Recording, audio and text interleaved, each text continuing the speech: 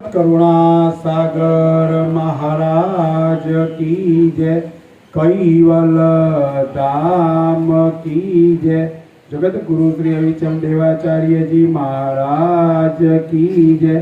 कथा सत्संग प्रारंभ का सत कैवल साहिब, सत केवल साहिब, सत केवल साहिब, सत केवल। आज खानपुर तालुकाना गांगटा गामे कैवल धामवासी सविताबेन कांतिभाई पंचाल ना कैवल धामवास निमित्ते एमना परिवारजनों शैलेषभाई अंबालाल पंचाल,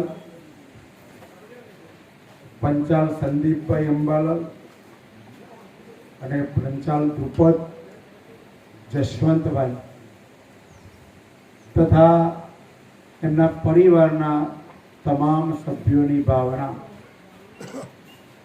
गामना पण अमारा पुंजाभाई छे, बाबूभाई, जंतीभाई, महेन्द्रभाई, बधायना नाम नहीं आवड़ता पण मारा संपर्कमां छे, बधायने याद करूं छुं। तमाम बहनों भाईओ बधायनी भावनाथी आज लघुनेमी पारायणનું आयोजन કરવામાં આવ્યું છે અને સમાજના રિવાજ પ્રમાણે આપણે મરણ પાછળ કંઈક ના કંઈક મરણોત્તર ક્રિયાઓ કરતા હોઈએ છીએ। એની જગ્યાએ આજે લઘુનેમી પારાયણનું આયોજન થયું છે। એમાં તો હું અમારા સમાજની અંદર પણ બધાને વાતો કરું છું। ભાઈ પંચાલ સમાજમાં તો એક એવો ભાવ છે કે કોઈ પણનું મરણ થયું હોય तो भले ज्ञान संप्रदाय में अनुयायी होय के ना होय पण कैवलનું જ લઘુ પારાયણ થતું હોય છે એ આપણું બધાનું એક ભાગ્ય કહેવાય અને પંચાલ સમાજ માટે એક ગૌરવની વાત કહેવાય। અમે બધાને અમે આ વાત મૂકીએ છીએ કે ભાઈ આ એક પ્રમાણ, એક જીવંત આપણને પ્રમાણ મળ્યું છે, દાખલો મળ્યો છે। તો ચોક્કસ આપણે આવી બધી ક્રિયાઓ કરશું तो एक लघुनेमी पारायण एक ज्ञान यज्ञ कहेवाय अने ज्ञान यज्ञ थी आपने ज्ञान प्राप्त थाय, समझ प्राप्त थाय अने समझ हशे तो ज जीवननी अंदर आपणनो छेवटनो रस्तो, आपणा जीवननो जे लक्ष्य આપણે માનવઘાટમાં આવ્યા છીએ તો માનવઘાટને આપણે સાર્થક જો બનાવ્યું હશે તો એ જ્ઞાનથી બની શકે। ज्ञान ना होय तो कशुं ज ना होय, समझ ना होय तो बुद्धि ना होय, बुद्धि ना होय तो धन ना होय, अने धन ना होय तो व्यवहार ना होय, व्यवहार ना होय तो बधी ज रीते समाजमां गणो, गामनी अंदर गणो, घरनी अंदर गणो, बधी ज जग्याए एनी कक्षा नीची गणाय। पण जे ज्ञानवाळो होय, समजवाळो होय एनी कक्षा बधी ज बाबतमां ऊंची होय, एनुं मान सन्मान मळे, समाज में एनी वाह वाह थाय। पण आ बधुं थाय क्यारे आपणे समझ होय, ज्ञान होय। लौकिक जे आपणे समाज विशेનું सामाजिक ज्ञान होय अने समझ होय तो त्यो कोई प्रश्न उभो ना थाय, कोई मतभेद उभो ना थाय। पण जो समाजनो समजनो अभाव होय अने એને પાછા ગુરુ મળ્યા હોય, પાછા ટેકો કરનાર, શીખવાડનાર, એટલે મતભેદો જે ઊભા થવાના જે કારણો હોય છે એ પોતાની બુદ્ધિ ના હોય, પોતાની સમજ ના હોય, એટલે આવી સ્થિતિના બધા નિર્માણ થતા હોય છે। એમ ધાર્મિક વિભાગની અંદર પણ પાંચમા વેદનું જ્ઞાન ના હોય તો આ જગતના જીવો આમથી તેમ ભટક્યા કરે છે અને ખરા સર્જનાનું ભજન થતું નથી। એટલે આ જન્મ્યા, જીવ્યા, મર્યા ના 84 ના ચક્કરમાં આવ્યા કરે। જે અંશ પાંચમા વેદના જ્ઞાનના આધારે સમજવાળો થયો ને જે ઘેરથી આવ્યો છે એવા સર્જનાનું ભજન કર્યું એ જ અંશ ભવ પારંગત થાય છે, એટલે કે 84 ના ચક્કરમાંથી મુક્ત થઈ જાય, એને અખંડ સુખ મળે। એને પછી આ વૈભવમાં, ઉપાધિઓમાં, દુઃખમાં એના આવવું પડે નહીં। પણ ક્યારે સમજણના ઘરમાં આવે ત્યારે, જ્યાં સુધી સમજ પ્રાપ્ત ન થાય ત્યાં સુધી આ અંશ ભટક્યા કરે છે, ભમ્યા કરે છે. એટલે અહીંયા પરમ વિશેષ અંશ પરમ ગુરુ આ 5મો વેદ લઈને આવ્યા છે. અને 5મા વેદનું જ્ઞાન જો સમજણમાં આવી જાય તો આપણો બેડો પાર. બીજી બધી કોઈ ઉપાસનાઓ છે, કોઈ ખોટી નથી, પણ એ ઉપાસનાથી આપણને એની કક્ષા સુધીનું ફળ મળે. પણ પરમ ગુરુની ઉપાસનાથી આપણને અખંડ સુખ મળે, જન્મ મરણના બંધનમાંથી મુક્ત થવાય, સાથે સાથે વૈભવી સુખ પણ મળે. પણ જગતની અંદર રાતે મેં વાત કરી હતી કે બધાએ મારું તારું, મારું તારું, અમારું તમારું, બસ બીજી કોઈ વાત નહીં. અને મારા તારાના ખેંચમતાણની અંદર આ અંશો ભૂલા પડ્યા. અને ભૂલા પડ્યા એટલે સર્જનહારનું ભજન ના થયું, જે ઘેરથી આવ્યા છે એ ઘર ના જડ્યું. એટલે પરમ ગુરુ કૈવલ કરતાના હુકમથી, કારણ કે સર્જનહારે આપણા બધાની ચિંતા કરી કે તમામ અંશો મારા મોકલેલા છે, 4 પ્રકારની ક્રિયાઓ દ્વારા મોજ મજા કરી રહ્યા છે, અને મને ભૂલી ગયા. 5મો વેદ બંધ કર્યો એટલે મને ભૂલી ગયા. એટલે સર્જનહારે આપણા બધાની ચિંતા કરીને પરમ વિશેષ અંશ પરમ ગુરુને 5મો વેદ લઈને મોકલ્યા. એટલે 5મા વેદનું જો જ્ઞાન હશે તો કોઈ કાળે કોઈ પણ દુઃખ આપણને આવશે નહીં. આપણે જ્ઞાનથી મજબૂત બનીએ, સમજથી મજબૂત બનીએ, અને સમજ્યા પછી એનાથી અધિક આચરણ. સમજ તો પ્રાપ્ત થઈ પણ આચરણ ના હોય તો સમજ કોઈ પણ કામ લાગશે નહીં. એટલે સમજ્યા હોઈએ તો આપણે આચરણમાં મૂકવું જોઈએ. અને જેમ જેમ આપણે આચરણમાં મૂકશું એમ એમ આપણું મન જ્ઞાનથી મજબૂત બનશે. અને આચરણ થકી જ આ બધું જ જે કંઈ કર્મ કરવું હોય આચરણથી જ બની શકે. અને જેટલું સારું કર્મ બનશે એટલા સુખના દાડા, અને જેટલું ખોટું કર્મ થશે એટલા દુઃખના દિવસ. આ ચાલ્યા કરવા. તો અહીંયા અદ્વૈત દ્વૈત નરવેદ ચિંતામણી ગ્રંથ, એ ગ્રંથની અંદર પરમ ગુરુ સમજાવી રહ્યા છે. નર નિર્માલ્ય હવિત હિસાબ કો અંગ 6. અદ્વૈતાદ્વૈત, અદ્વૈતનો અર્થ થાય એક જ, અને સર્જનાર એક જ છે એમને અદ્વૈત કહેવાય. અને દ્વૈત એટલે બે. આ જગત, આ રચના, દ્વૈત ભાવ. આ અદ્વૈતાદ્વૈત નરવેદ ચિંતામણી. નરવેદનો અર્થ થાય વૈરાગ. દ્વૈત ભાવમાં રહીએ અને આપણને સર્જનાનું ભજન કરવાનો વૈરાગ પેદા થાય, ભાવ પેદા થાય, એને નરવેદ કહેવાય. અને ચિંતામણી, જેને કૈવલ કરતાનું ભજન કરવાનો ભાવ પેદા થયો એને જ ચિંતામણી સમાન સર્જનહાર પ્રાપ્ત થશે. એટલે અદ્વૈતાદ્વૈત નરવેદ ચિંતામણી ગ્રંથની અંદર પરમ ગુરુ કહી રહ્યા છે કે નર નિર્માલ્ય. નર એટલે આ માનવ ઘાટની અંદરના પુરુષો અને સ્ત્રીઓ, બધા જ માનવ ઘાટનો બીજા અર્થમાં નર કહેવાય. તો આ નર નિર્માલ્ય કેમ બન્યો? નિર્માલ્ય એટલે તાકાત વગરનો, અક્કલ વગરનો, બુદ્ધિ વગરનો. આવો કેમ બની ગયો? એવું શું કારણ બન્યું? શાનાથી આ બન્યું? એ હકીકત પરમ ગુરુ આપણને સમજાવી રહ્યા છે. તે અંતકરણ નકે જત અંશ તહી રસમો તપજો સન પર રહતન અંતસ આક્રંતવંત અમો. તે અંતકરણ કે જત અંશ સહિત સમોહ. પરમ ગુરુ કહી રહ્યા છે કે અંતઃકરણના વિત્તના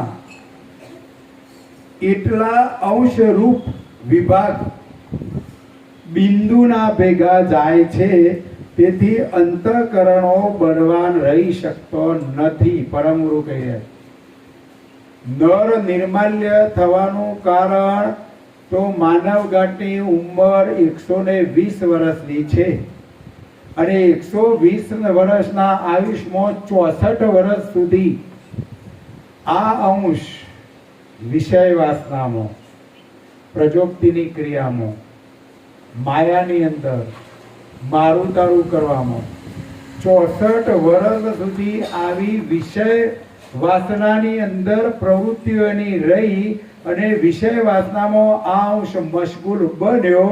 એટલે અહીંયા પરમ ગુરુ કહે છે કે જેનો બિંદુપાત થાય એ બિંદુપાતની સાથે સાથે અક્કલ, આરત, સુરત, નુરત આ બધાનો થોડો કંઈક અંશે લય થાય છે અને આ બધું થવાની ક્રિયાના કારણે આ અંશ નિર્માલ્ય બની ગયો, તાકાત વગરનો બની ગયો. અને તમે વિશાળ દ્રષ્ટિથી વિચારજો, કોઈ પણ માણસ 64 થી ઉપર ગયો એટલે એ નિર્માલ્ય થવા મળશે, તાકાત વગરનો થવા લાગશે. ભલે ગમે એટલો પાવર હોય પણ 75 વર્ષે, 80 વર્ષ, 100 વર્ષે તો એ એકદમ તાકાત વગરનો બની જાય છે. પણ આ બધું થવા પાછળનું કારણ શું? તો એ થવા પાછળનું કારણ આ અંશ માયામાં આવ્યો, 10 ઇન્દ્રિયોના ભોગ વિલાસમાં પડી ગયો, મારું તારું કરવામાં રહ્યો, મારા તારા ઝઘડાઓના કારણે ઉપાધિઓના કારણે ટેન્શન. જો આ બધું જે થયું છે એના પાછળમાં જો એક કારણો પરમ ગુરુ સમજાવી અને આ સ્થિતિનું નિર્માણ થયું એટલે આ અંશ નિર્માલ્ય બની ગયો, તાકાત વગરનો બની ગયો. અને તાકાત વગરનો બની ગયો એટલે સર્જનાનું ભજન કરી શક્યો નહીં, થાય જ નહીં, તાકાત નથી. ગુરુજી આપણને કહેતા હોય કે ભાઈ તમારે ધાર્મિક પરીક્ષા આપવાની છે. હવે ધાર્મિક પરીક્ષા આપવાની હોય એટલે કોઈ કે અમને દેખાતું નથી, દેખાતું હોય ને વાંચતા હોય તો કે છે અમને યાદ નથી રહેતું, લખવા બેસવું હોય તો હાથ કામ નહીં આપતા.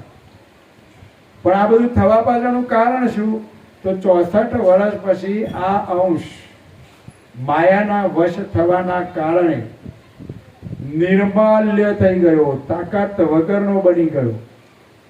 અને એમાં અત્યારે તો જુઓ, યુવા વર્ગ તો આખો તમાકુ, બીડી, મસાલા, દારૂ, મોસ, મટન એમાં એટલો મશગુલ બની ગયો છે તો આખું એ જે શરીર છે એ શરીરને તોડી નાખ્યું. અહીંયા પરમ ગુરુ કહી રહ્યા છે કે હે અંશ, તને આ મકાન આપ્યું છે, આ બંગલો આપ્યો છે, આ બંગલામાં તારે મોજ મજા કરવાની છે. તને તું એમાં તમાકુ, બીડી ને દારૂ, મોસ, મટનના ઉકેલા કર્યા છે.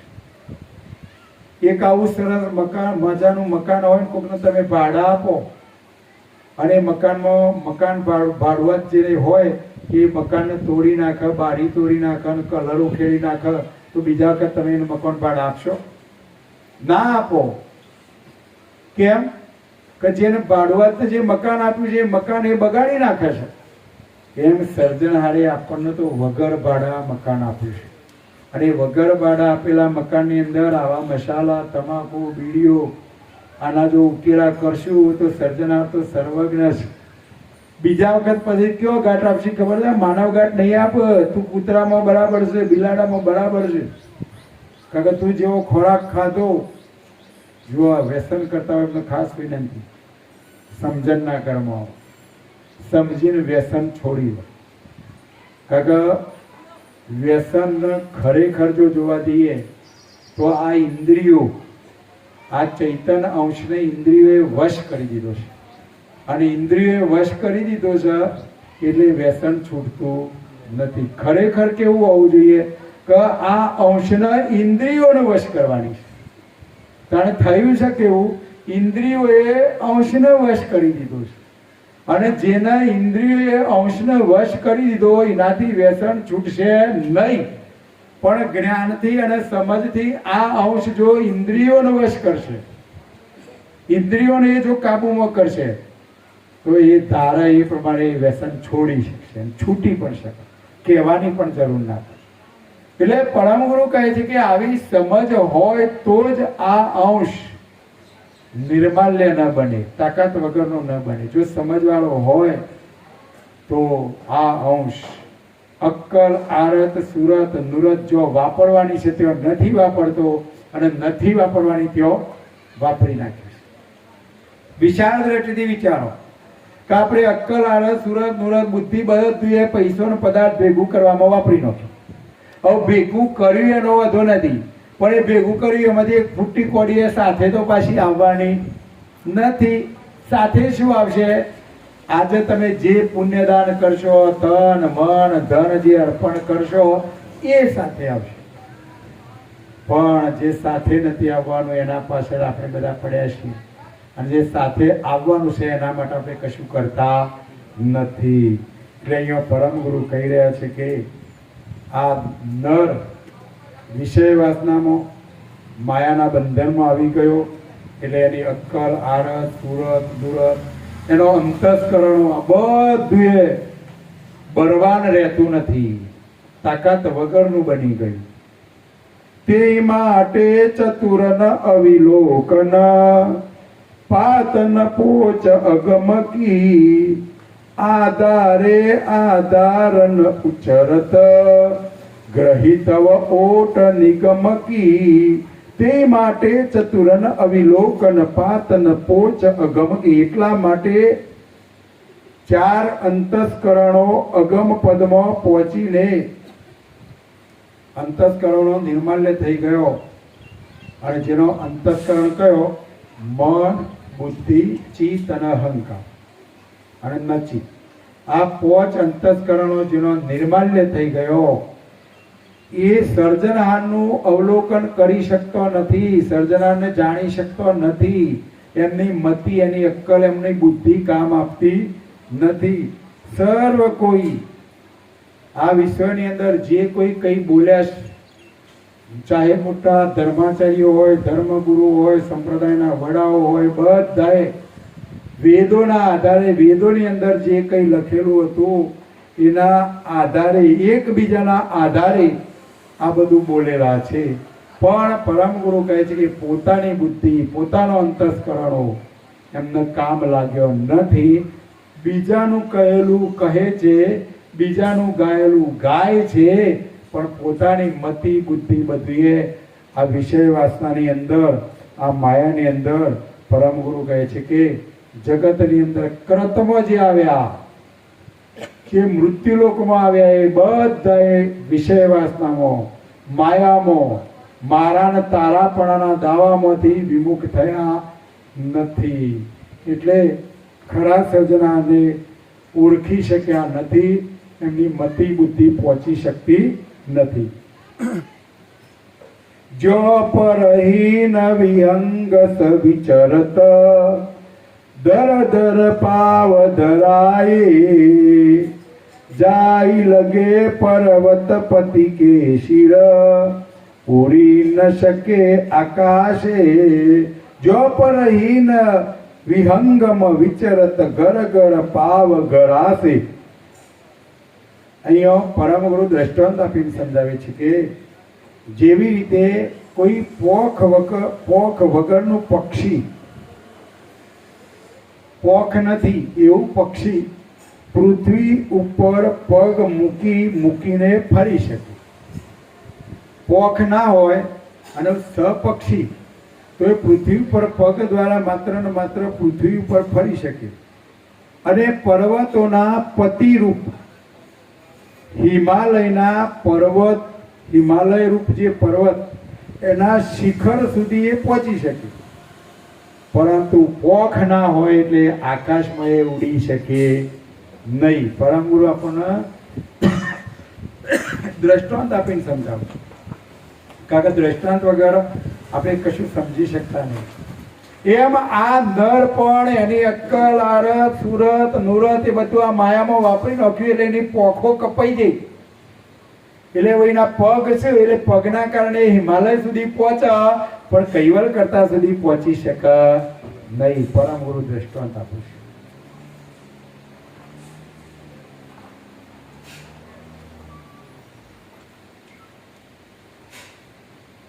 જો પરહીન વિહંગ આગળ પૂરી છે નિરાધાર જે અવન છોડી કે વિચર ન શકે વિલતઈ ત્યો કવિતાય વિહંગહીન પર બધી તવ સુરત મિલતઈ નિરાધાર તે અવની છોડી કે વિચર ન શકે વિતલઈ પોક સિવાયના પક્ષીને પૃથ્વી છોડીને આધાર સિવાય વિલસવું હોય તો તે વિચરી શકતું નથી. પૃથ્વીનો આધાર છે ને બે પગ છે એટલે પૃથ્વી ઉપર એ વિચરી શકે પણ પોખો નથી એટલે આકાશમાં ઉડી શકતું નથી. તેવી જ રીતે વિશ્વના સર્વ કવિઓ, આખા વિશ્વના કવિઓ ગણો, સંપ્રદાયના વડાઓ ગણો, ઋષિઓ ગણો, મુનિઓ ગણો, પંડિતો ગણો, આ બધાએ કવિઓની કવિતાની રચના તે પોક સિવાયના પક્ષી જેવી હોય. જ્યાં સુધી તેમની સુરતા પહોંચી ત્યાં સુધીનું જ એ બોલેલા છે. આગળ કોઈને સૂઝ પડી નથી. બ્રહ્માએ વેદોની અંદર પણ લખ્યું છે. 4 વેદો જે પૂરા થયા પછી શું લખ્યું છે? નૈતિ. નૈતિનો અર્થ શું થાય? હજુ આગળ કંઈક છે પણ સૂઝ પડતી નથી. નૈતિનો અર્થ એવો થાય. અને જે 4 વેદોને સૂઝ ના પડી એ સૂઝ પરમ વિશેષાંશ પરમ ગુરુ 5મા વેદની અંદર બતાવી દો. અરે જગતની અંદર તમને હું દ્રષ્ટાંત આપું કે કબીર સાહેબે રામ કયા? એક રામ દશરથ ઘેર ડોલે, એક રામ ઘટઘટ બોલે, એક રામ સકલ પસારા અને એક રામ સબસે ન્યારા. હવે આ જગતની અંદર તમે પ્રશ્ન પૂછો કે ભાઈ આ 4 રામને તમે ઓળખો છો? ગમે તેને પ્રશ્ન પૂછ્યો તો બધા જ ના કહેશે. કારણ કે કબીર સાહેબે પણ 3 રામને જ ઓળખાણ કરાવી છે, 4થા રામને પણ એ પણ ઓળખી શક્યા નથી.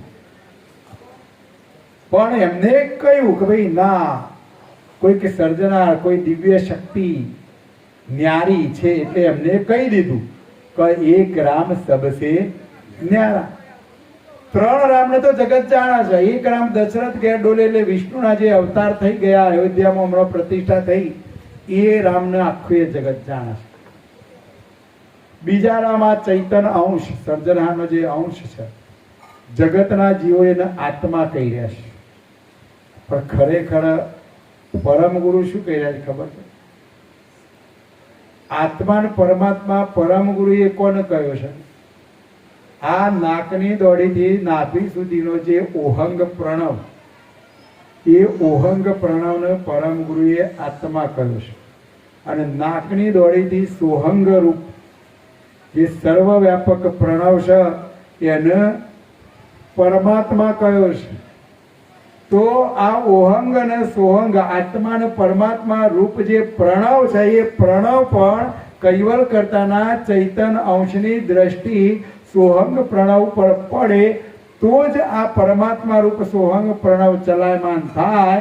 અને આ સોહંગ પ્રણવ ચલાયમાન થાય તો જ ઓહંગ પ્રણવ ચલાયમાન થાય.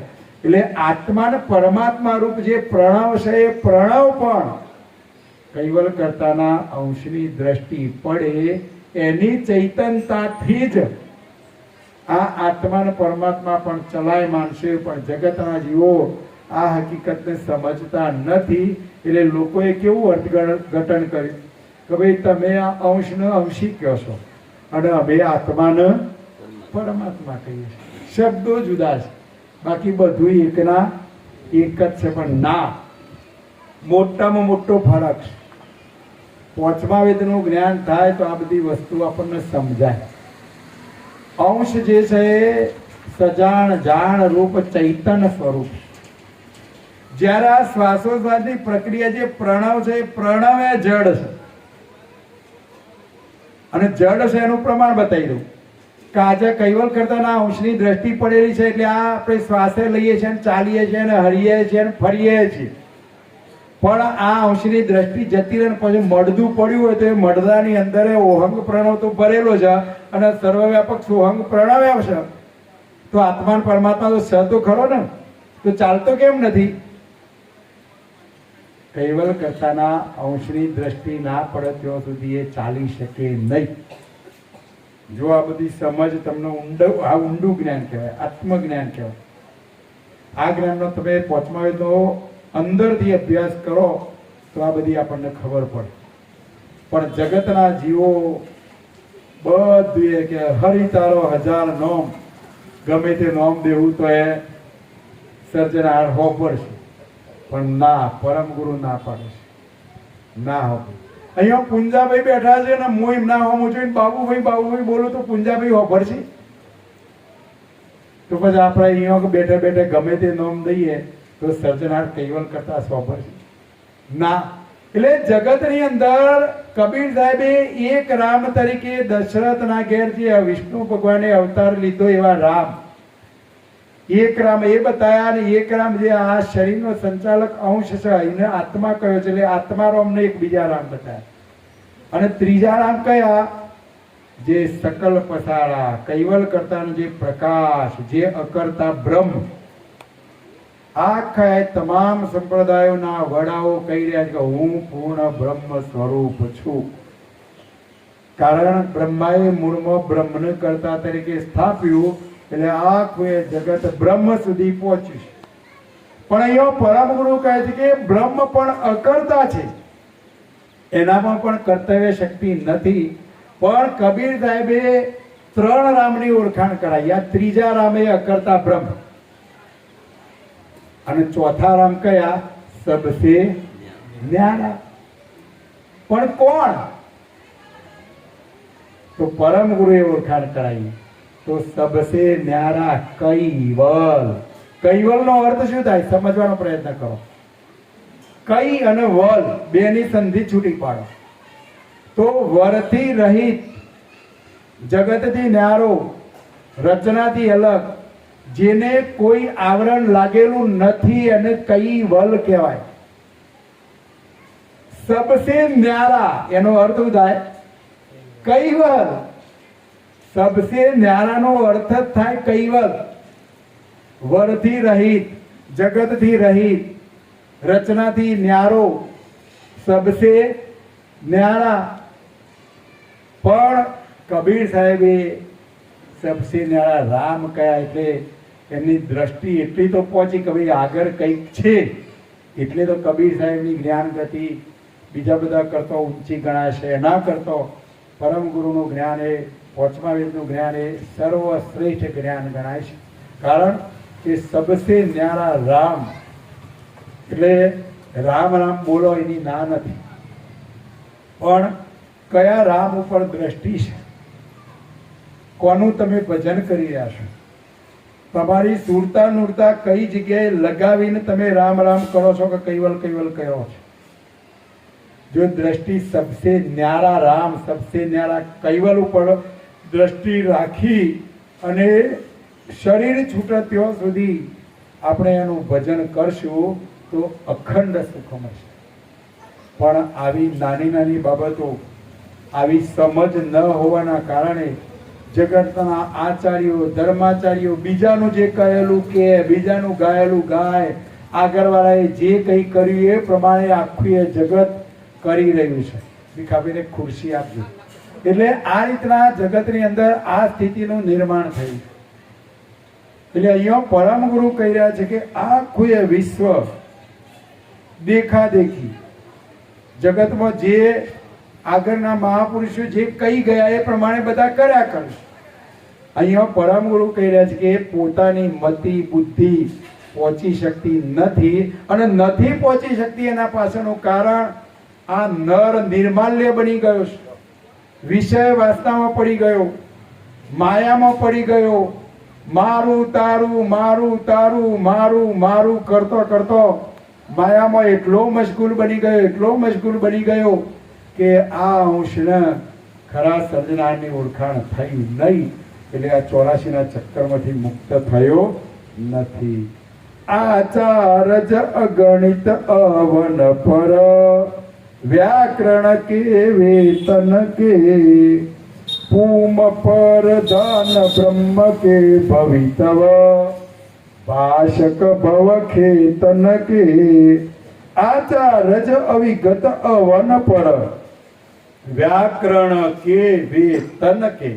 જો જગતની અંદર કેવી સ્થિતિનું નિર્માણ થયું છે અને આ સ્થિતિનું નિર્માણ થવા પાછળનું કારણ શું એ પરમ ગુરુ આપણને બતાવી રહ્યા છે કે આ પૃથ્વી ઉપર વ્યાકરણ અને એમાં એક જાતની એવી સંસ્કૃત ભાષા કે એમાં કોઈને ખબર જ ના પડે, જેમને જેમ બોલવું હોય જેવું બોલવું હોય એવું બોલી શકે.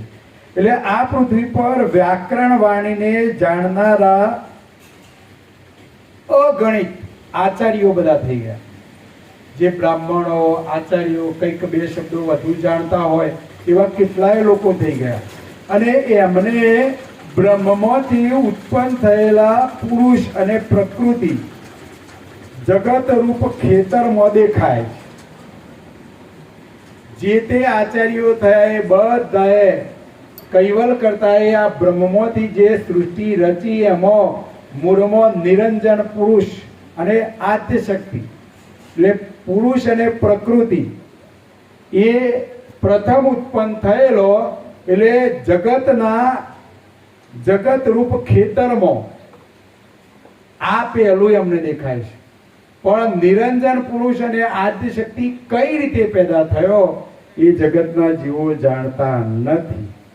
ભવસોઈ પવિત નામ રૂપ ગુણ કે और पुरुष पर करती अजभव आद्य अनाद सबन की यहल्य सुरति समरती भव सोई भवित नाम रूप गुण के सोई पुरुष पर करती. ભવ એટલે નામ રૂપ અને ગુણ વાળું જગત, ભવનો અર્થ આવો થાય. તથા આદિ અનાદિના પુરુષ અને પ્રકૃતિ અને પુરુષ અને પ્રકૃતિ દ્વારા ઉત્પન્ન થયેલા બ્રહ્મા વિષ્ણુ મહેશ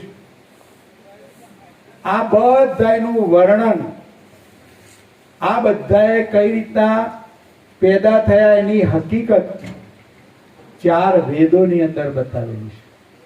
પણ જગતની અંદર વેદોનું જ્ઞાન તો બધાએ ભૂલી જ ગયા.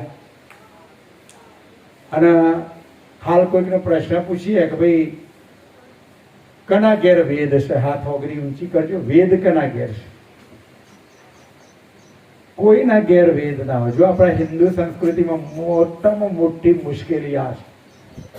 ગુરુજી પણ આપણને વારંવાર કહે છે મુસલમાનોના ત્યાં એમનો કુરાન જો કે અથર્વ વેદ છે પણ દરેક મુસ્લિમના ઘેર હશે. ત્યારે આપણા હિન્દુઓની સ્થિતિ કેવી થઈ ગઈ છે કે વેદે આપણા જે મૂળ સનાતન જે ધર્મ છે વેદોના આધારે વેદે આપણા ઘેર નહીં. તો એક જણને ઓગરી ઊંચી કરીને કહ્યું કે મારા ઘેર વેદ છે પણ 11 વર્ષનો થયો છે. એના છોકરાનું નામ વેદ પાડેલું. આ સ્થિતિ આપણા હિન્દુઓની છે. ખરેખર હિન્દુઓને જાગૃત થવાની જરૂર છે. અને જો ઘણી જગ્યાએ હું દ્રષ્ટાંત આપું, આ જ ઘર છે પણ આપણા ઘેર જો ચોર આવું કે 10-15 જણા આવે અને જો કંઈક તલવાર કે ધાર્યું લઈને આવ્યા તો એના સામે સામનો કરવો હોય તો કોઈ ખૂણામાં તમારે લાકડી કે ધાર્યું કે તલવાર કશું જ હિન્દુના ઘેર નહીં હોય. પૂછી જુઓ અંતરાત્મા. આ આપણી બધાની હિન્દુ સમાજની આ સ્થિતિનું આ નિર્માણ થયેલું છે. અને એના પાછળનું કારણ બસ મારું મારું. પરમ ગુરુએ કહ્યું છે કે ભાઈ તમે ફૂંફાડો તો મારજો, ભલે કરડો નહીં તો ચાલે. સાપ કેવો હોય ખબર છે? સાપની જોડે કદાચ આપણે નજીક થઈ નીકળીએ ને તો એ તરત આપણે જો એના પગ આપણો પગ એના ઉપર આવી જાય તો એ આપણને ડંખ મારે. પણ કદાચ આપણાથી એ દૂર હોય તો એ શું કરે છે ખબર છે? ફૂંફાડો મારે. પણ હિન્દુ સમાજમાં ફૂંફાડો મારવાની તાકાત નથી. કરડવું નથી, ડંખ નથી મારવું, પણ ફૂંફાડો મારવાની તો તાકાત રાખજો. નહીતર આપણા ઉપર બધાએ ચડાઈ કરી દેશે. સમજણ ના કરમાવો, બસ બીજી કોઈ વાત નહીં. એમ જ્ઞાન રૂપી ફૂંફાડો પણ આપણી અંદર હોવો જોઈએ. સમજ રૂપી તાકાત હોવી જોઈએ. અને સમજ રૂપી તાકાત હશે તો કોઈ આપણને છેતરી જશે નહીં. પણ કરતાર પુરંજન પદ કે અનુભવ અકલ અગાધું કો ન કોઈ નિજ અવની આદ્યગર જિનકે વાદ વિવાદુ. પણ કરતાર પુરંજન પદ કે અનુભવ અકલ અગાહુ, પરંતુ પુરાણા કરતા પદનો અનુભવ અકર અને અગાધ હોવાથી સૃષ્ટિના જે સર્જનાર છે એ સર્જનહાર રૂપ જે કર્તા પદ છે એનો અનુભવ અકર છે, કર્યામાં ન આવી શકે એવો છે. સર્જનાનું વર્ણન થઈ શકે એમ નથી. અને આવી સ્થિતિ હોવાના કારણે સૃષ્ટિ ઉત્પન્ન થઈ ત્યારથી તે અત્યાર સુધી આજ દિન સુધી કોઈએ કર્તા પદ વિશે, સર્જનાર વિશેનો વાદ વિવાદ કે એનો સંવાદ કે એની સમજ આપવા વિશેની આ જગતમાં કોઈએ વાત કરી જ નથી, વિવાદ પણ કર્યો નથી. અને આવી સ્થિતિ થવાના કારણે આખું જગત અંધશ્રદ્ધામાં, બ્રહ્મજાળમાં, દોરા ધાગા વેમ આની અંદર એવું ફસાઈ ગયું કે મૂળમાં જે પુરાણા એવા જે સર્જનહાર જે કર્તા પદ એને જગતના જીવો જાણી શક્યા નથી. વાદ વિવાદ કરીત કો જીનકે અગમ ગતિ બિનુકુ નહીં અંત सकरण करारी बिना को और सहित कमगु नहीं. वाद विवाद करित को जिनके अगम गति बिनु को नहीं, જેનામાં અગમ પદ વિશેનું જ્ઞાન જ નથી, સમજ જ નથી, તો એ કર્તા પદ વિશેની વાત કઈ રીતના કરી શકે? રાત્રે વાત કરી હતી કે ભાઈ 5 વેદ મૂળમાં હતા અને 5મો વેદ બંધ થયો અને 5મા વેદનું જ્ઞાન એ કર્તા તરફનું જ્ઞાન હતું, 4 વેદનું જ્ઞાન આ રચના તરફનું હતું. એટલે 5મો વેદ બંધ થવાના કારણે અગમ પદ વિશેની હકીકત, જ્ઞાન વિશેની હકીકત જગતના જીવો, જગતના ધર્માચાર્યો, આચાર્યો, ઋષિઓ, મુનિઓ, પંડિતો કોઈ જાણી શક્યા જ નહીં. અને જાણી શક્યા નહીં એટલે એનો વાદ વિવાદ, એના વિશેની વાત, એના વિશેની હકીકત કોઈએ કરી જ નથી. અને આ હકીકત ન કહી એના કારણે આખું એ જગત વિષય વાસનામાં મારું મારું મારું તારું કરવામાંથી વિમુખ થયું નહીં. અને એનું મન, એની બુદ્ધિ, એનું ચિત્ત, એનો અહંકાર આ બધું એ નિર્માલ્ય થઈ ગયું, તાકાત વગરનું બની ગયું. અને નિર્માલ્ય થયું એટલે ખરા સર્જનારને જાણવાની એનામાં તાકાત રહી નહીં. એટલે આખી જે હકીકત છે એ જગતના જીવો 5મો વેદ બંધ થવાના કારણે જગતના જીવો આ હકીકતને સમજી શક્યા નથી. બહોરું સુરત ઓર અકલ આરત કે અગમ કિએ વિભાગુ તે પણ નીટ ભવિત તન ભંગુર ગમ ગઈ ગમન સમાગુ. બહોરું સુરત ઓર અકલ આરત કે આગમ કિએ વિભાગુ. ત્યારબાદ સુરત, નુરત, અક્કલ, આરત આ બધાના જે વિભાગો પરમ ગુરુએ આગળ બધાની હકીકત બતાવી, એ ગતિ પણ જે કોઈ અંતસ્કરણ, બુદ્ધિ, ચિત્ત, અહમપણું આ બધાની અંદર જે તાકાત હતી એ બધી એ તાકાત વિષય વાસનાની અંદર, બિંદુની અંદર 64 વર્ષ આ વિષય વાસનાની અંદર આ જગતના માનવો વિષય વાસનામય બની ગયા.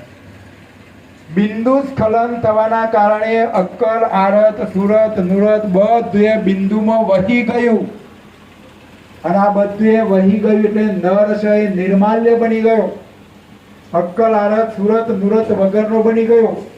અને આવી સ્થિતિનું નિર્માણ થવાના કારણે આ અંશ ખરા સર્જનારને જાણી શક્યો નથી. એ તે ઇજ્જત મત જોગ હવી નસે ભક્તિ ન વિકલ શરીરું તે અગમ ગતિ ન કે લાયક અનુભવ કરન અમીરું એ તે જતમત જોગ હવિન સે ભવિત ન વિકલ શરીરું. એટલા જ માટે યોગની ક્રિયા દ્વારા જતમત કરવાથી શરીર દુઃખી થતું નથી. જો આપણે યોગ ક્રિયા નિયમિત કરીએ, આસન કરીએ, કસરત કરીએ તો આ શરીર દુઃખી નથી થતું અને તે પુરુષ અગમ પદની ગતિનો અનુભવ પણ કરી શકે. જે યોગ કરે, સાધન કરે, તપ કરે, અમર મંત્ર કરે, એની બધી જ તાકાત એ પ્રાપ્ત કરી શકે. પણ જે આ ક્રિયાઓ કરતા નથી ને બધાએ મારું ને મારું કરી રહ્યા છે, માયા મોજ ફસાઈ ગયા છે, એ અંશો કર્તાની ગતિ સુધી પહોંચી શકતા નથી. સો તો સકલ વિભાગ ભંગુ સે હીનતા ભઈ તરક કી જદપી અગમ ગતિ લહિલાયક લખે સુકૃતા ફરક કી. સો તો સકલ વિભાગ ભંગુ સે હીનતા ભઈ તરક્કી. શરીરના તમામ વિભાગો ખંડિત થવાના કારણે અક્કલ, આરત, સુરત, નુરત, મન, બુદ્ધિ, ચિત્ત, 3 ગુણ, 3 ગણ, 10 ઇન્દ્રિયો બધું એક ખંડિત થવાના કારણે તર્ક વિતર્ક કરવાની તાકાત, બુદ્ધિ આ બધું નષ્ટ થઈ ગયું અને નષ્ટ થવાના કારણે અગમ ગતિ જે સબસે ન્યારા એવા સર્જનાર, સબસે ન્યારા એવા કૈવલ જગતના જીવો જાણી શક્યા નહીં. અને ન જાણી શક્યા એટલે જ આ જગતની અંદર જુદા જુદા પ્રકારના સંપ્રદાયોની સ્થાપના થઈ ગઈ. 5મો વેદ ન હોવાના કારણે જગતની અંદર જગતના લોકોએ પોતાની મતિ, પોતાની બુદ્ધિ પ્રમાણે જેને જેવું ગામ્યું, જેવું ફાવ્યું એ પ્રમાણે આ જગતની અંદર જુદા જુદા સંપ્રદાયોની સ્થાપના કરી દીધી છે, કરવામાં આવી છે અને એ પ્રમાણે થાય છે અને એ પ્રમાણે ચાલ્યા જ કરે. એટલે તો પરમ ગુરુ કહી રહ્યા છે કે જગતની અંદર મોટામાં મોટી ભૂલ પડી. કઈ ભૂલ પડી? સબ અંશ કો કોણ મમ કોણ કીર્તાર. હું કોણ અને મારો સર્જનાર કોણ? આ જગતના જીવો જાણી શક્યા નહીં અને ન જાણી શક્યા એટલે બ્રહ્મમાં પડ્યા અને બ્રહ્મમાં પડ્યા એટલે આ માયામાંથી વિમુખ ના થયા અને માયામાંથી વિમુખ ના થયા એટલે જન્મ્યા મર્યા ને જન્મ્યા મર્યા ને એ ચાલ્યા જ કરે છે. એટલે આ જન્મ મરણના બંધનમાંથી મુક્ત કરવા માટે જ પરમ વિશેષ અંશ પરમ ગુરુ કૈવલ કર્તાના હુકમથી 5મો વેદ લઈને આવ્યા છે. એટલે ચોક્કસ પરમ ગુરુના જ્ઞાનને સમજજો, હૃદયમાં ઉતારજો, એ પ્રમાણે આચરણ કરવું જ પડશે. આ જે 5મા વેદનું જ્ઞાન છે એ કોઈ સંપ્રદાય નથી, માત્ર ને માત્ર સર્જનારની ઓળખાણ કરાવવા વાળું એક જ્ઞાન છે. પરમ ગુરુએ એક ચોપાઈની અંદર કહ્યું છે કે હે અંશ, હું કહું છું એમ કર, નહીતર 84 ના ફેરા ફર. પરમ ગુરુ કહી ગયા છે. એ પરમ ગુરુ કીધું હું પણ સૃષ્ટિના સર્જનાર કૈવલ કર્તાનો પરમ વિશેષ અંશ છું. હું સર્જનાર નથી. સર્જનહારના હુકમથી તને આ જન્મ મરણના બંધનમાંથી મુક્ત કરી, માયામાંથી મુક્ત કરી અને તું જે ઘેરથી આવ્યો છું એ ઘર બતાવવા માટે, એની ઓળખાણ કરાવવા માટે, એ સમજ આપવા માટે હું આ 5મો વેદ લઈને આવ્યો છું. એટલે આ કોઈ સંપ્રદાય નથી. પણ જગતમાં બીજા બધા સંપ્રદાયો થઈ ગયા એટલે આપણે પછી કે અમે જ્ઞાન સંપ્રદાય વાળા, અમે કૈવલ વાળા. કારણ કે બધા માયામાં મારું તારું, અમારું તમારું થાય છે. પણ પરમ ગુરુ કહી રહ્યા છે કશુંય તારું નથી અને કશુંય મારું નથી, બધું જ સર્જનહારનું છે. તારા તો આ જ્યાં સુધી શરીર આપ્યું છે ત્યાં સુધી આનંદમાં રહેવાનું છે, મોજ મજામાં રહેવાનું છે, વ્યવહારમાં રહેવાનું છે, મારું તારું છોડવાનું છે. તાણે અત્યારે કોઈને મારું તારું છૂટે છે? હારું, આપણે બધા ઝઘડા હોય તો હના હોય છે કે હોય મારા ને તારાના. અને પરમ ગુરુ કે તું મારું ને તારું છોડી દે, મારું ને તારું છોડી દઈશું તો કોઈ ઝઘડા રહેશે નહીં. પણ આવી જેનામાં સમજ હશે તેઓ ઝઘડા હશે નહીં, અને ઝઘડા ના હોય તેઓ શાંતિ હશે. તો પરમ ગુરુ કહી રહ્યા છે કે માયામાં છો, જગતમાં છો, તો આટલું મારું તારું છોડી અને શાંતિથી આ માનવ જીવનને તો સાર્થક બનાવો. પણ આ પણ આપણામાં રહ્યું નથી. એટલે વારંવાર પરમ ગુરુ આપણને એક એક ચોપાઈની અંદર જ્ઞાન ગતિ આપી રહ્યા છે, સમજ આપી રહ્યા છે, અને આપણે સમજ મેળવવાની છે. અને સમજ પ્રાપ્ત થઈ હોય તો એ પ્રમાણે આચરણ કરવાનું. પણ મેં રાત્રે એક વાત કરી હતી, બીજાનું એક વકુ હોય દેખાય અને આપણો 18 વકો હોય છે દેખાતો. બીજાની ભૂલ તરત જ દેખાય છે, તમારી ભૂલ તમને નહીં દેખાય. પણ અહીંયા પરમ ગુરુ કહી રહ્યા છે કે મુખ્ય ને કલ્પના જલ્પના મન તણી.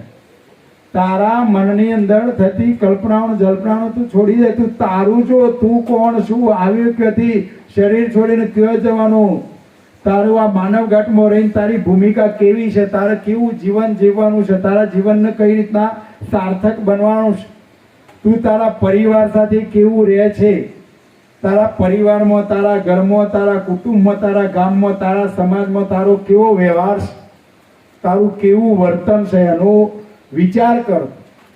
સમજણના ઘરમાં આવ. અને જો બધી જ રીતે આ જ્ઞાનની સંપત્તિ, જ્ઞાન જો આપણને સમજાઈ જશે તો કુટુંબ, પરિવાર, સમાજ બધી જ રીતે આપણે સમજવાળા હોઈશું તો એની કક્ષા પણ, માન સન્માન પણ બધા એના કરતો ઊંચું હશે. એનું જ જીવન સાર્થક થયું કહેવાશે. પણ આ જગતની અંદર જગતના જીવો મારું તારું, માયાનું લારું, એમ જુદા જુદા ધર્મના સંપ્રદાયોનું સ્થાપન થયું. એટલે મારા ભગવાન, તારા ભગવાન, આ એ જગતની અંદર ચાલી રહ્યું છે. એટલે પરમ ગુરુ તમામ બાબતોનો નિચોડ કરી આપણને ખરા સર્જનારની ઓળખાણ કરાવી રહ્યા છે. કરતા ફરક ઇતકે ઇતકી સબ નિગમ શાસ્ત્ર લખતાઈ જાય પરંતુ પરમ લક્ષ્યગત તબ તે કોહુ ન પાઈ. કરતા ફરક ઇતકે ઇતકી સબ નિગમ શાસ્ત્ર લખતાઈ. સનાતન સત્ય એવા સર્જનાર્થી અલગ અહીંયા મૃત્યુ લોકના બનાવટી. તો પરમ ગુરુએ થોડાક અમુક જગ્યાએ કડક શબ્દો પણ વાપર્યા અને અમુક જગ્યાએ કડક શબ્દો વાપરાયા પણ. કારણ કે પરમ ગુરુના જે શબ્દો છે એ તમે જો એનું ચિંતન કરો તો ચોક્કસ સનાતન લાગશે. કારણ કે જેને કરતા પદ્ધત નથી લાગ્યું, જે સર્જનાર છે જ નહીં. હા, પૂજનીય ખરા, વંદનીય ખરા, બેઓ છે, આપણા મોટા ભાઈ છે એ વાત સાચી, આપણાથી અધિક તાકાત આપી છે એ વાત સાચી, પણ એમને કરતા પદ લાગતું નથી. એટલે અહીંયા પરમ ગુરુએ કહ્યું કે બનાવટી ભગવાનોની આ જગતની અંદર સ્થાપના થઈ ગઈ છે. કરતા પદ લાગતું નથી. અને જગતના આચાર્યોએ, જુદા જુદા ધર્મના સંપ્રદાયના વડાઓએ જેની સ્થાપના કરી એ જ સર્જનહાર. આવું જગતના જીવોને જુદા જુદા પ્રકારના ઓપ આપી આપી અને આવું દ્રઢ કરાવી દીધું છે. એટલે આ જગત જેને જે સ્વીકાર્યું એમ જ મશગુલ બની ગયું છે. એટલે આ બધું બનવા પાછળનું કારણ 4 વેદોના આધારે શાસ્ત્રકારોએ 6 શાસ્ત્રો બનાવ્યો. 6 શાસ્ત્રોના આધારે 18 પુરાણ થયો અને 18 પુરાણોના આધારે જુદા જુદા ભગવાનોનું સ્થાપન થયું. અને એની અંદર પાછું આવું કથન કરેલું છે. અને કથનમાં પાછો એવો ડર પણ મૂક્યો છે કે તમે આમ નહીં કરો તો બ્રહ્મહત્યાનું પાપ થશે, શાસ્ત્રોને નહીં માનો તો આમ થશે. આવા પાછા ભય અને લાલચ પણ મૂકેલી છે. એટલે આખું એ જગત બ્રહ્મજાળમાં પડ્યું છે. એટલા માટે સર્વના શિર ઉપર રહેલા, જેને આખું એ વિશ્વ ઉત્પન્ન કરેલું છે, એવા સકળતા સર્જનહાર, એમની ગતિ, એમની તાકાત, એ હકીકતને જગતના જીવો જાણી શક્યા નથી. આ જો પરમ ગુરુ એક એક શબ્દની અંદર આપણને જ્ઞાન રૂપી સમજ આપી રહ્યા છે, પણ એ શબ્દોને આપણે હૃદયની અંદર ઉતારવા પડે અને એ પ્રમાણે સમજણના ઘરમાં આવવું પડે. સર્જનાર એક જ છે અને એક છે એનું પ્રમાણ દરેકનો મોડલ એક છે. ચાહે હિન્દુ હોય, મુસ્લિમ હોય, શીખ હોય, ઈસાઈ હોય, યહૂદી હોય, મુગલ હોય કે બૌદ્ધ હોય, દરેકની ક્રિયા, આહાર, નિંદ્રા, ભય અને મૈથુન, આ 4 પ્રકારની ક્રિયાઓ 84 લાખ પ્રકારના દરેક ગાંઠોની એક જ પ્રકારની છે. દરેકના લોહીનો રંગ, ચાહે માનવ ગાંઠ હોય કે પશુ પંખી હોય, જ્યારે લોહી નીકળે એટલે જોજો કેવો કલર હોય છે. દરેકનો કલર લાલ જ હોય. વિચાર તો એટલી વિચારવાનું છે બસ. અને આના ઉપરથી પણ આપણે નક્કી કરી શકીએ કે ભાઈ સૃષ્ટિનો સર્જનહાર એક જ છે અને એક એ સબસે ન્યારા, રચનાથી ન્યારા, રચના રચયતા રચનાની અંદર હોય નહીં. અને આવી જો સમજ પ્રાપ્ત થઈ જાય, મારાપણાનો દાવો છૂટી જાય, મારા ભગવાન તારા ભગવાન છૂટી જાય, બધાના સર્જનહાર એક જ છે, એવી જો સમજ પ્રાપ્ત થઈ જાય તો કોઈ પણ જાતનો ઝઘડો કે કોઈ પણ જાતનો પ્રશ્ન રહેશે નહીં. આવી હકીકત પરમ ગુરુ આપણને સમજાવી રહ્યા છે. અબ કે સુનો ઇન્દ્રદશ કે રસાપંગ, વિભાગ ગણિતહિ જાહેર નૂર જહૂર હીરા ઇત, જુગ જન કરન જનિતહિ. અબ કે સુનો ઇન્દ્રિદશ કે રસા ભંગ વિભાગ ગણિતહિ. પરમ ગુરુ કહી રહ્યા છે કે આગળ વાત કરી કે ભાઈ 5 અંતસ્કરણ નિર્માલ્ય બની ગયો, એના પાછળનું કારણ શું? તો આ અંશ માયાના વશ થવાના કારણે, એનું જે વિત હતું એ બિંદુમાં વહી જવાના કારણે એનો અંતસ્કરણો નષ્ટ થયો. અને 10 ઇન્દ્રિયોના રસ લેતો એના જે વિભાગો છે, જો અંતસ્કરણોની સાથે સાથે આ 10 ઇન્દ્રિયોએ પણ વિષય વાસના, માયા અને મારું તારું કરવામાં એમની પોતાની બધી જે શક્તિ હતી એ શક્તિ આ માયામાં વપરાઈ ગઈ. એટલે આ 10 ઇન્દ્રિયો પણ લય પામી. એક જ ઇન્દ્રિયનો દાખલો લેતા પગ. પગ છે એ કાયમ ખેતરમાં દોડ કરે, નોકરીમાં દોડ કરે, ધંધામાં દોડ કરે, પણ મંદિરમાં જવા માટે દોડતા નથી. જો ફરક શું? મંદિરમાં કાયમ કોઈકને કહેવામાં આવે કે ભાઈ કાયમ મંદિરમાં તારે 2 ટાઈમ દર્શન કરવા જવાનું છે, તો કે પગ દુખે છે, ટોકડીઓ દુખે છે. અને નોકરી કે ધંધો કે ખેતી કરવાની હોય તો બધું જ બંધ. ફરક શું છે એ સમજવાનું. એટલે અહીંયા પરમ ગુરુ કહી રહ્યા છે કે આ રીતના આપણી બધી જ તાકાત આવી બધી જ માયાવી ક્રિયાઓની અંદર મારું તારું કરવામાં, વિષય વાસનામાં હણાઈ ગઈ. તે વિશેની ગણતરી જગતના જીવોને પરમ ગુરુ કહી રહ્યા છે કે હું ગણતરી કરીને સમજાવું કે આ 10 ઇન્દ્રિયોના ભાગ કઈ રીતના લય પામ્યા. 2,36,000 ચતુરસે પુનિ ચતુરસે તાઈ, ઇનમે પણ એતને ઉલચણ છે, રહત નતન રસનાઈ. 2 લાખ એટલે 2,36,000 ચતુરનસે, ચતુરસે એટલે 400. ચતુર્સે નો અર્થ થાય 400. 2 એટલે 2,36,800 ભાગ. આ 10 ઇન્દ્રિયોના ટોટલ 64 વર્ષમાં 2,36,800 ભાગ આ બિંદુની અંદર ઇન્દ્રિયોના ભાગ વહી ગયા. એટલે શરીરમાંથી આટલા બધા વિભાગો ઉલેચાઈ જવાના કારણે આ શરીરની બધી જે તાકાત નષ્ટ પામી ગઈ. વિશાળ દ્રષ્ટિથી વિચાર કરો.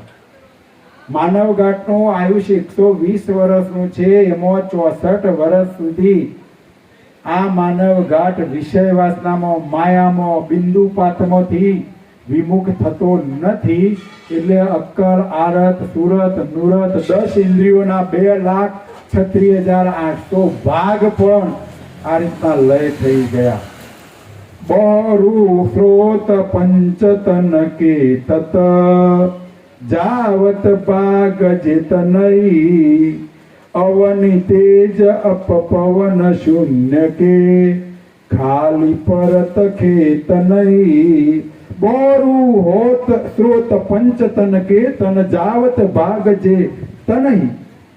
ત્યાર પછી 10 ઇન્દ્રિયો પણ જે રીતના લય પામી એ રીતના શરીરનો મુખ્ય જે 5 તત્વો, પૃથ્વી તત્વ, જળ તત્વ, અગ્નિ તત્વ, વાયુ તત્વ અને આકાશ તત્વ, એના વિભાગો પણ આ બિંદુની સાથે, આ માયાની સાથે, આપણું મારું તારું કરવાની સાથે, વિષય વાસનાની સાથે આ શરીરના 5 તત્વો પણ લય પામી ગયા. અને આખરે વિશ્વ આ રીતે પરમ ગુરુ કહે છે કે નર નિર્માલ્ય બની ગયું. અને નર નિર્માલ્ય થવા પાછળનું કારણ બીજું કોઈ જ નહીં. એને 64 વર્ષની અંદર મારું તારું, માયાનું લારું, વિષય વાસના, આહાર, નિંદ્રા, ભય અને મૈથુના 4 પ્રકારની ક્રિયાઓની અંદર મશગુલ બની ગઈ. અને બધું જ વિત જે સર્જનારે જે તાકાત આપી હતી એ બધી તાકાત અને આ માયામાં વાપરી નાખી. એટલે માલિકનું ભજન એ કરી શક્યો નથી. ખરા સર્જનાની ઓળખાણ થઈ શકી નથી. અને સર્જનાની ઓળખાણ ના થઈ એટલે એનું ભજન ના થયું. અને ભજન ના થયું એટલે આ માયામાંથી વિમુખ ના થયો. મારું મારું કરવામાં મળી ગયો. અને આ 84ના ચક્રમાં આવે છે ને જાય છે, આવે છે ને જાય છે. પણ પરમ ગુરુ કહે છે કે હું કહું છું એમ કરીશ, સમજણના ઘરમાં આવીશ, સર્જનાનું ભજન કરીશ, કૈવલ કરતાનો અમર મંત્ર કરીશ. ગુરુ ગાદીથી આપેલી આપણને પ્રવૃત્તિઓ પ્રમાણે, કારણ કે ગુરુજીનો આશય કયો છે કે જ્ઞાન સંપ્રદાયના પરમ ગુરુના શરણમાં જે આવેલા તમામ અંશો છેવટનું કર્તા પદ પ્રાપ્ત કરી શકે એવા આશયથી જે કોઈ કાર્યક્રમો આપ્યા છે એની અંદર આપણે જોડાઈએ, એમાં ભાગ લઈએ. ચાહે ધાર્મિક પરીક્ષા હોય, ગુરુજીની નિશ્રા હોય, ગ્રંથ શિબિર હોય, સદાચાર તાલીમ શિબિર હોય, બાળ સંસ્કારોની બાળકો માટેની પ્રવૃત્તિ હોય, અરે પ્રકૃતિની બચાવવા માટે ગામે ગામ વર્ષમાં 50-100 વૃક્ષોનું વાવેતર કરો. અરે હિન્દુ સંસ્કૃતિને બચાવવા માટે આપણને જે કોઈ મહાપુરુષે વાતો મૂકી છે એ પ્રમાણેની ક્રિયા કરો. મનને મજબૂત બનાવી દો. આપણા ઉપર કોઈ હુમલો ના કરી જાય. આપણા રક્ષણની તાકાત કહ્યું છે ને, ધર્મનું રક્ષણ ક્યારે થઈ શકે? આપણું રક્ષણ ક્યારે થઈ શકે? તો આપણી ફરજ, આપણું જે ધર્મ છે એનું રક્ષણ આપણે કરીશું તો આપણો સનાતન જે ધર્મ, સનાતન જે હકીકત છે, સનાતન જે એવા સર્જનહાર છે, એ વસ્તુને અપનાવીને એનું રક્ષણ કરશું તો આપણું રક્ષણ પણ હશે અને અખંડ સુખ મળશે. જન્મ મરણના બંધનમાંથી મુક્ત થવાશે. કોઈ પણ જાતનું દુઃખ રહેશે નહીં. આજે કૈવલધામવાસી સવિતાબેન કાંતિલાલ પંચાલના કૈવલધામવાસ નિમિત્તે, આમ તો એમના પરિવારમાં એમના દીકરી લીલાબેન અને એમના પરિવારના શૈલેષભાઈ અંબાલાલભાઈ પંચાલ, સંદીપભાઈ અંબાલાલભાઈ પંચાલ તથા દ્રુપદ જસવંતભાઈ, કે આમ જોવા જઈએ તો સવિતાબેનનો એ દીકરો જ કહેવાય.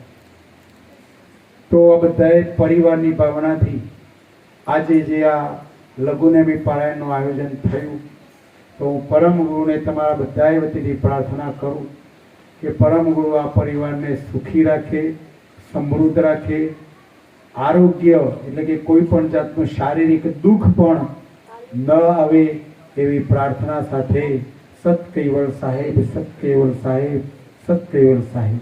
આદ્ય સક્રત સ્વરાજ કરુણેશ કૈવલ કરતા કી, શ્રી કૃષ્ણ સ્વામી महाराज की, परम गुरु श्रीमद करुणासागर महाराज की, द्वितीय कोयाचार्य नारायणदास जी महाराज की, तृतीय कोयाचार्य बलदेवदास जी महाराज की, चतुर्थ कोयाचार्य भगवान दास जी महाराज की, पंचम कोयाचार्य प्रयागदास जी महाराज की, षष्टम कोयाचार्य शीतलदास जी महाराज की, सप्तम कोयाचार्य जगत गुरु श्री अविचल देवाचार्य जी महाराज की, श्री सब संतन की, श्री सब देवन की, श्री ज्ञान संप्रदाय की, श्री गुरुगदी सारसापुरी की, श्री कैवल धाम की, श्री कथा सत्संग पूर्णावर्ती का सत कैवल साहेब.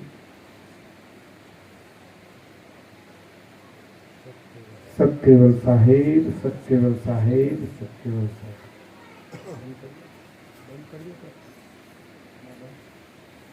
भूली गया.